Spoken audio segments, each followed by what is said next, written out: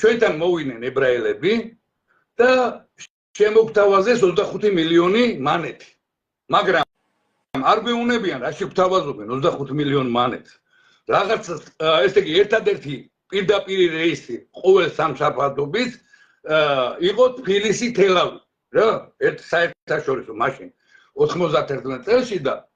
ნუ რაღაცის გატანა გვინდაო მაგრამ ეს თქვენი საქმე არაო ჩვენ ფულს გიხდით რა თქვენ ეს თქვენი საქმე მე უთხარი ეგრე სად არის მაო მე უთხარი რა და მე როგორ იცი უარი ეხლა ბიჭებს გადავხედე და ბიჭებმა უკვე ძალიან ისეთი ის იყო რომ შეიძლება იმ პიროვნებას იმ ებრაელს ვინც იყო სოლოლაკელი იყო ცუდი რამე დამართოდა და პირდაპირ უთხარი რა არა ჩვენ ამ ფულს არ ავიღებთ რა ჩვენ იმიტომ არ მოვედით აქ რომ ისა საბჭოთა სისტემის კორუფციული სისტემა შეგვეცვალა ეროვნული კორუფციული სისტემით ჩვენ ეს ფული არ გვჭირდება მაგრამ მეთქი ისი გატანაც გინდა მეთქი არ გაგატანე რა მე უთხარ შანსი არ არსებობს მაინც გავიტანო რა აიღებთ არ აიღებთ და მე ზვიად გამსახურდია რამდენი ხანი იქნებაო და დამემუქრა რა შავებით რა გაგიხვრიტავთო დაგხვრიტავთო რა არ გაცოცხლებთ მე უთხარი ძმაო ქუჩას ვიცი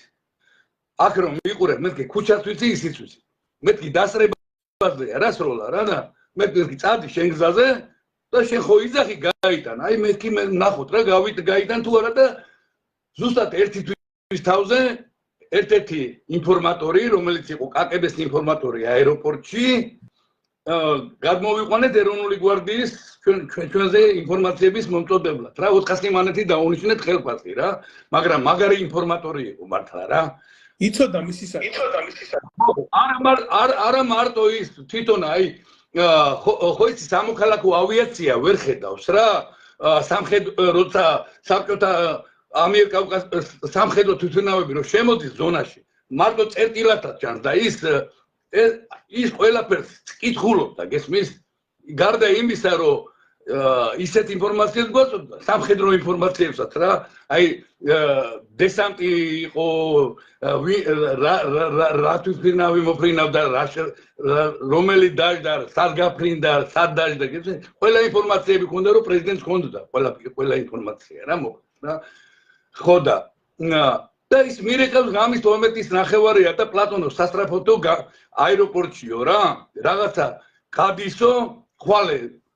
11 საათზე მიფრინავდა რეისი თბილისი თელავივი და რაღაცა ჩატვირთესო რა და ფრინავი იყო ომანიზის ფრინავი რა მურმან ომანიზე რომელიც არის საგარეო საქმეთა მინისტრი და ვიცე-პრემიერი წარმოიდგინე საქართველოს რესპუბლიკის იმის ფრინავს გაქვს საქართველოს ეროვნული განზეულობა რეალურად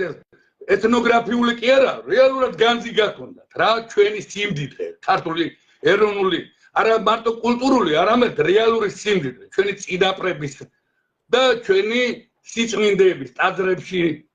ნაკეთები ხატები ისმის რეალურად რა და ჩვენ ხო არ ვიცით რა გადის მაგრამ იმან ხო იცოდა რა იმ ფრინავმა რაც მიქონდა სკივრი იყო ესე იგი მეტრანახევრიანი სიგრძეზე და მეტრა სიმაღლეზე რა ხო და მითხრე იმ ადამიანმა მე არ გამოვჩებიო პლატონო ტელეფონში 2 კაპიკიანიდან დამირეკა და სად რა დევს ყველაფერი გამაგებინა და ნუ ნახევარ საათში ღამის პირველ საათზე უკვე იმაში ვიყავი რა ქვია აეროპორტში ბიჭებთან ერთად და აი ავდივართ რა იმაში რა ტრაბზე რა და კაკები გადაგვეღობა წინ ეგრეთ წოდებული ეროვნული უშიშროება მაშინ უკვე ეროვნული უშიშროება იყო ხო და არ მიშვებენ რა შიგნით რა ნუ მე ამოვუღე რა ის საბუთი რაც მქონდა პრეზიდენტის ხელის მოწერით და ის რომ დაინახეს გაიწინა ახლა იქ ისეთი რაღაცა ეწერა რომ იმას წინ ვერ აღუდგებოდნენ და პრეზიდენტის ხელის მოწერით და თან ვიცოდი რა სად რა დევს და რისთვის შევდივარ რა არაფერი არ მჭირდება რა ამოვიღეთ და გავხსენეთ და ეხლა მე 26 წლის და ვარ ესენი 20-22 წლის ბიჭებია და უყურებთ ხატები ხამარ-ხანჯლები ისა კაი ნაკსოვი ხალიჩები მაგრამ ვერ ყვევი ნამდვილად ვერ ყვევი და ავიღე ეგრევე სამთავრობო ტელეფონი იმაში რა ქვია სამთავრობო იმიდან და დავრეკე პრეზიდენტის კანცელარიაში რა და ცხონებულმა მაისურაძე მაიღო ლალიმ და პრეზიდენტის ერთ-ერთი თანამებრძოლი და უსაყვარლესი ადამიანი რომელიც ხედრიონელმა დახვრიტეს ტყიბულის გზაზე როცა ბრუნდებოდა სამეგრელო და ცხონებული აი პრეზიდენტის მართლა გული და სული იყო რა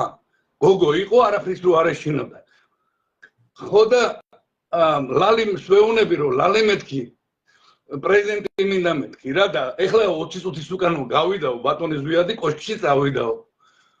და რა გინდაო და მეთქი არ ვიცი აი ესეთი რაღაცა არის და რა ვქნა კოშკში მიუტანო თუ მეთქი პრეზიდენტის რეზიდენციაში მოვა რა ეგრეთ წოდებულ რეზიდენციაში თორე პარლამენტის შენობაში რა დღევანდელ პარლამენტის შენობაში და გადაურეკა იმაზე პირდაპირ მანქანაში ჰქონდა ბატონ ზვიაძის ტელეფონი და ჯერ კიდე არც იყო რა გალის ქუჩაზე ასული კოშკში თავის კოშკში და პლატონი რეკავსო ესეთი ამბავიო და რაკნას კოშკში ამოგიტანო თუ თქვენ მობრუნდებით ბატონო ზვიაძე და მე მობრუნდებიო და მომასწრო რა მოსვლა რა ბატონმა ზვიადმა ეხლა ის მერსედესით იყო მე ვილისით ვიყავი აეროპორტის ვილისის ხო ის ნათხოვარი მქონდა და იმით ავედით ბოლო და შევიტანეთ რა და რო გახსნა თვალს არ დაუჯერ ვიყურებს ჩვენ უყურებს ამას და აუცნებლიან და რა 20 სიხარულის ცხრემლები რა და თითოეულ ექსპონატს ეფერება და თითოეული ექსპონანტი გვიხსნის ისტორიას, აი სად არის გაკეთებული, როგორ არის ვის მიერ არის გაკეთებული, რომელი მხარეში არის გაკეთებული, რომელი ტაძარში, რომელი ეს მიშენ რამდენად და მე რეალურად ეთნოგრაფები როცა დაიბარა და მოვიდნენ 99% ეთნოგრაფების და ბატონი ზვიადის აი ხო იყო ერთი და ემთხო, მაგრამ აქ ის კი არ იყო რომ მან ეს ყველაფერი იცოდა როგორ ეფერებოდა ამ ყველაფერს რა დათო შე რო გენახა აი არ ის იმ ადამიანის სიყვარული როგორ შეიძლება განა იმიტომ რომ ის ზვიად გამსახურდა მის მაგივრად რომ პეტრე ყოფილიყო ხო პეტრე მეყვარებოდა ვისაც ესე ეყურებოდა ჩვენი სამშობლო და ვის შემაყვარა რეალურად ქართული სახელმწიფო და ერის მსახურება ხო ამაზე დიდი სიმდიდრე ხო არაფერი არ არის ხო შემელო ის 25 მილიონი ამეყო ხო და გამეტარებიდა რა რაიდო რა ჩემი საქმე იყო ხო ან მაგალითად ათობზე არ ვიტყვი მაგრამ ათობით მილიონი კონტრაბანდა გვაქვს კონტრაბანდიდან ჩამორთმეული ეროვნულ ხაზინაში შეტანილი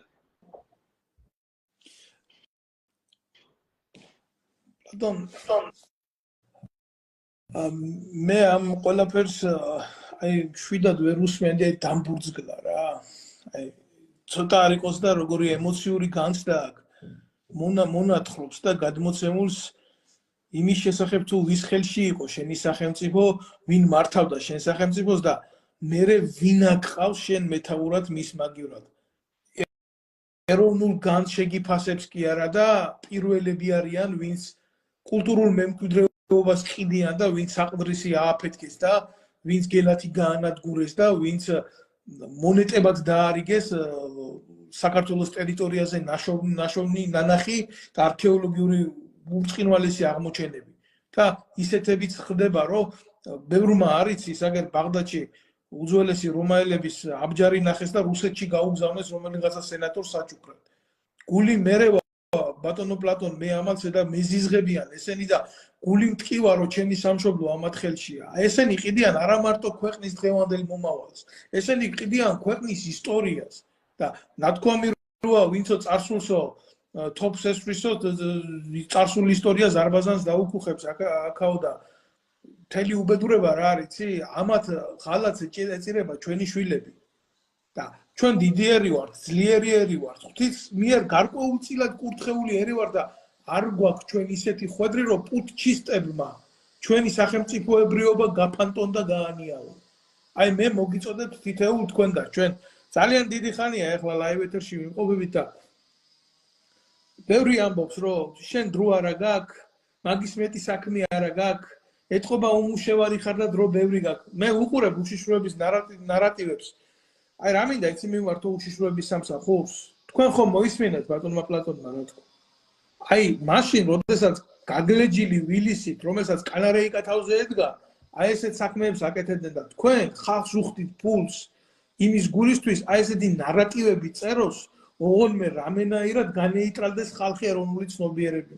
ჩამოდით ვიცი ამერიკაში, ჩამოდით ევროპაში და შეეცადეთ დასაქმების გარეშე ერთი დღე გაიტანოთ. ერთი დღე გაიტანოთ ამ შუა კაპიტალიზმში. რა თქმა უნდა, უმუშევარი არა ვართ, მაგრამ ჩვენი ქვეყანა რო გვიყვარს, მიტომ ვნახულობთ მისთვის ამ დროს და მიტომ საუბრობთ, რომ ყველა თქვენი მონად არ იქცეს, მან ვინც რეალობა არ იცის, მან ვინც სიმართლე არ იცის. აი ეს არის სიმართლე. ბატონო პლატონ,